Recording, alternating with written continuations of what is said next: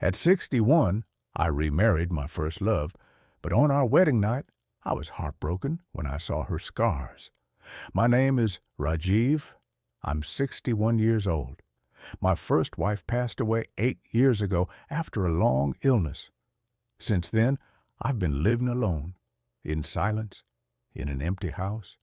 My children are married and busy with their own lives. They visit once a month, leaving some money and medicine before quietly leaving again. I don't blame them. They have their own responsibilities, their own struggles. I understand. But on rainy nights, when raindrops hit the tin roof and the wind seeps through cracks in the wall, I feel unbearably small, and a crushing loneliness settles over me. Last year, while scrolling through Facebook, I stumbled upon the profile of my first love, Mina. I was in love with her back in school.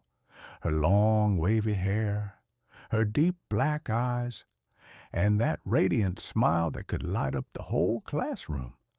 But when we were preparing for our university entrance exams, her family engaged her to a man 10 years older from South India. And just like that, we lost touch. For 40 years, we had no contact, until fate brought us together again. She too had been widowed. Her husband had passed away 5 years earlier. She lived with her younger son, but he worked in another city and rarely came home. At first, we only exchanged greetings. Then came phone calls, then afternoon coffees together. And before I knew it, every few days I found myself driving my old car to her house, carrying a basket of fruit, some sweets, and pain relievers for her aching joints. One day, half joking, I said, "What if two old souls like us got married? Wouldn't it ease the loneliness a little?"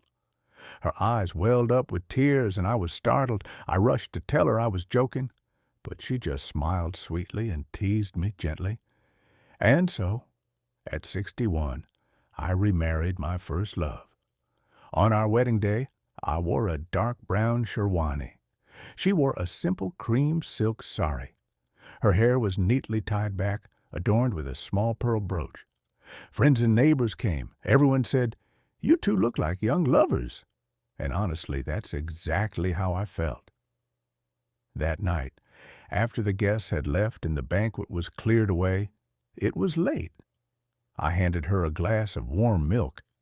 I stepped outside to turn off the veranda lights. Our wedding night, a night I never thought I'd experience again at my age, had finally arrived. When I entered the room, she was sitting on the edge of the bed, waiting shyly with a smile. I approached. With trembling hands, I slowly unbuttoned her blouse. And then I froze where I stood. Her back, shoulders, and arms were covered in dark bruises, old scars, like a map of suffering etched onto her skin. My heart shattered. She immediately wrapped herself in a blanket.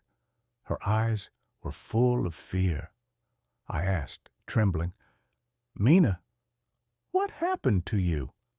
She turned away, her voice breaking. He had a terrible temper. He would scream, hit me. I never told anyone." I sat beside her, my chest tight with pain. She had lived in silence for years, in fear, in shame, in mistrust. I gently took her hand and rested her head against my chest. "It's over. No one will ever hurt you again. No one has the right to cause you pain, except me, by loving you too much." Her throat tightened. She burst into tears. Her body shook as she cried. I held her tenderly in my arms. Her back was fragile, her bones sharp beneath my hands. This small woman had carried so much suffering for so long. Our wedding night was nothing like that of young newlyweds.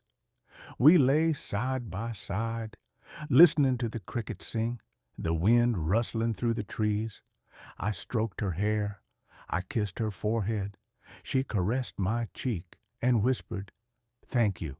Thank you for showing me that someone in this world still cares about me. I smiled. At 61, I finally understood. Happiness isn't in wealth, nor in the fiery passions of youth.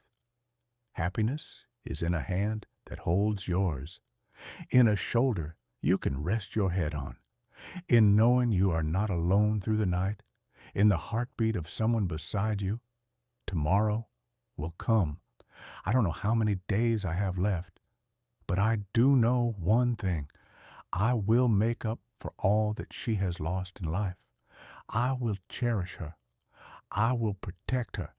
She will never be afraid again, because to me, this wedding night, after half a century of nostalgia, missed chances, and unexpected miracles, was the most precious gift life has ever given me, adapted from a shared story